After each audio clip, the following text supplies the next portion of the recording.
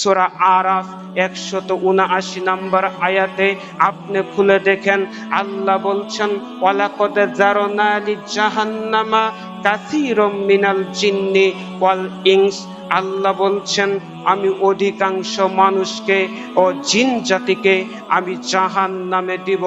লাহুম কুলুবুল্লাহ ইয়াফকাহুনা বিহা, যাদের অন্তর আছে, অন্তর দ্বারা ভালো কিছু উপলব্ধি করে না, ভালো কিছু কল্পনা করে না। আল্লাহ বলছেন তাদেরকে জাহান্নামে দিবে।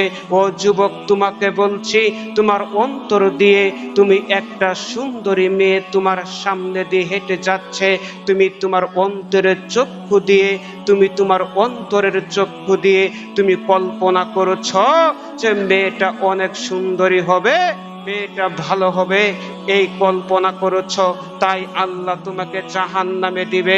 আল্লাহ বলছেন ওয়ালাহুম আয়ুনুল্লাহ ইউবসিরুনা বিহা, আমি তাদেরকে চক্ষু দিয়েছি, এই চক্ষু দিয়ে তারা ভালো কিছু দেখে না, তাই আল্লাহ জাহান্নামে দিবে। মুরব্বী, এখন আপনার বয়স হয়ে গেছে, এখন আপনার স্ত্রী আছে, এখন আপনার সন্তান আছে, আপনি কত বেশরম, আপনি কত নিকৃষ্ট হলে এখনো আপনি ওই মুড়ে বসে আছেন। ওই মুড়ে বসে থেকে ওই অশ্লীল মেয়ে ওই উলঙ্গ হয়ে, অর্ধ উলঙ্গ হয়ে নাচিচ্ছে, আর আপনি চা খাচ্ছেন আর বেহায়াদের মতো ওই টিভির দিকে তাকিয়ে আছেন। তাই বলছি, আজকে আপনার পিতা যদি মুসলমান হয়ে থাকে, আপনি নিজে যদি নিজেকে মুসলমান দাবি করে থাকেন, তাহলে আজকে এই মসজিদে এই মুহূর্তে তওবা করুন যে আমি আর কোনোদিন এইভাবে বেহায়াদের মতো টিভি সিনেমা দেখবো না। বলেন ইনশাআল্লাহ, সবাই বলেন ইনশাআল্লাহ। সম্মানিত উপস্থিতি, তারপরে আল্লাহ বলছেন ওয়ালাহুম আযানুল্লাহ ইয়াসমাউনা বিহা, আল্লাহ বলছেন আমি তাদেরকে কান দিয়েছি, তারা কান দ্বারা ভালো কিছু শুনে না।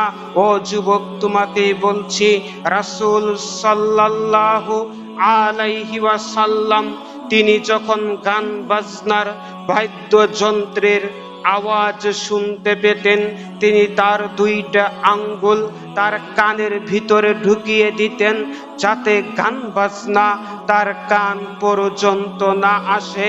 আর তোমার পিতা মুসলমান, তুমি নিজেকে মুসলমান দাবি করো, আর তুমি আজকে গান বাজনাটা ইয়ারফোনের মাধ্যমে, হেডফোনের মাধ্যমে তুমি গান বাজনাটাকেই কানের ভিতরে তুমি ঢুকিয়ে দিচ্ছ।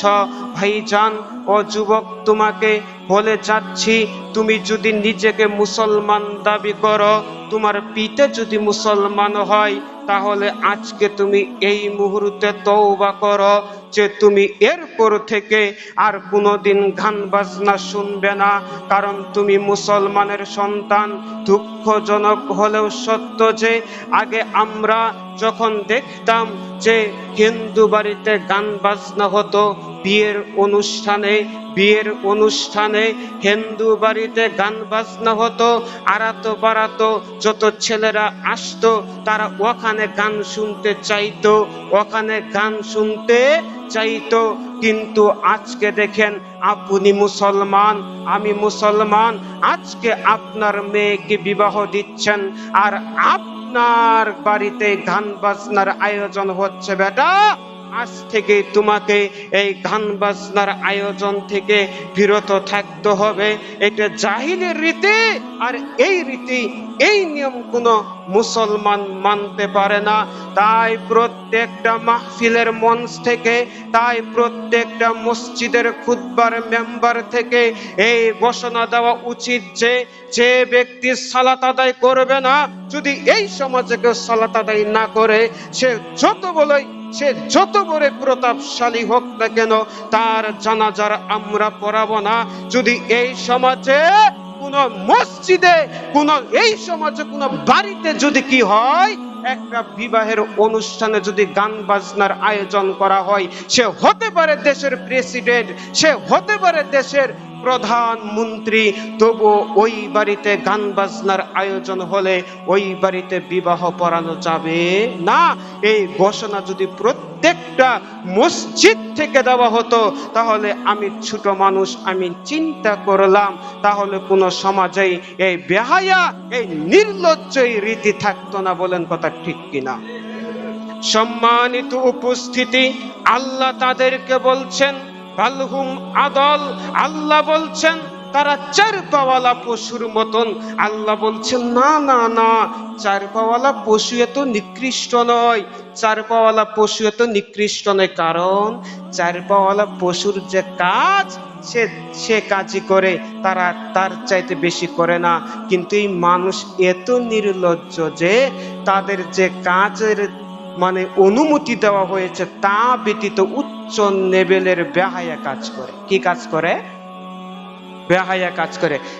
আজকে রহ রহ দুলাভাই শালীকে ধর্ষণ করেছে, আজকে রহ রহ ধর্ষণ বেড়ে যাচ্ছে, এটা কুকুর করে। আপনি কি কুকুর? আপনি করেছেন কেন? তো এ থেকে বিরত থাকতে হবে।